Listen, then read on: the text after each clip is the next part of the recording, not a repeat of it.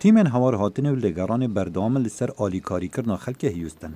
دگل کو باران بر ولایت لویزیانا ودچن لآست آوه لزور جهم باشور تکساس بلنده کو کوچ کاسپی دبیجت زیان بنزیک 100,000 خانی و بنگه و بنیاد انگشتی کفتیه.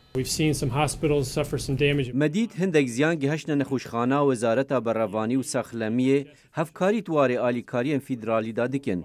نزیکی 7,000 نخوشان هیا بوجوه چاودریه که باشترت اینوه گوهستن. شیردوان پاراستنا نافخوی لکوچ کاسپی توم بوسرت براوانی جنخشا سروک ترامپ کر بو کم کرنا آلیکارین آجانسا پریوبرنا آوارته یا فدرال و گوت مرما سروکی کم کرنا خرجیا دراوه فدراله و مبستاوی تکساس بو گذور ولایت آلیکاریاوان دکن.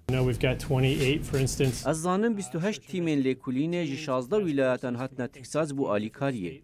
کوچ کاسپی راگهاند سروک ترامپ $1,000,000 جپاره خوب و بزاوین آلیکاریان تکساس کرنه دیاری. سروکی داخواست کرد دگل هوا بحث بکم جبر که هوا گلک لیکولین و راپورت چکرنه درباره باشترین رخصتن آلیکاریان. سروک داخواست پیش نیازن هوا دکه بو پیشکش کرنه آلیکاریان باشتر. پشتی تقینه که لکارگاه کرستین کیمیاوی پولیس دور هاریسیا ولایت تکساس داخواست جخلک گروس پیکر جه دور نزیکی جه تقینه دور بکون و پشت راست کرد که غازا جه انجام تقینه در کفتی نکوژکه. کاربدستین کمپانیا آرکیما و پولیس هاریس دانزانین گو گازا جه آگر کمپانیا کیمیاوی دردکوه نجهریه و بتنین ها هول تیکرین دا گو آگر بلاو نبه.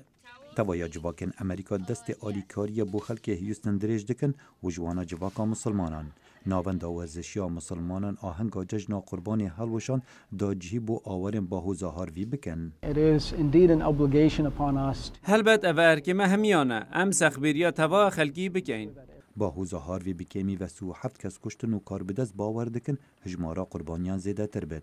خالد فتاح، دنگ امریکا.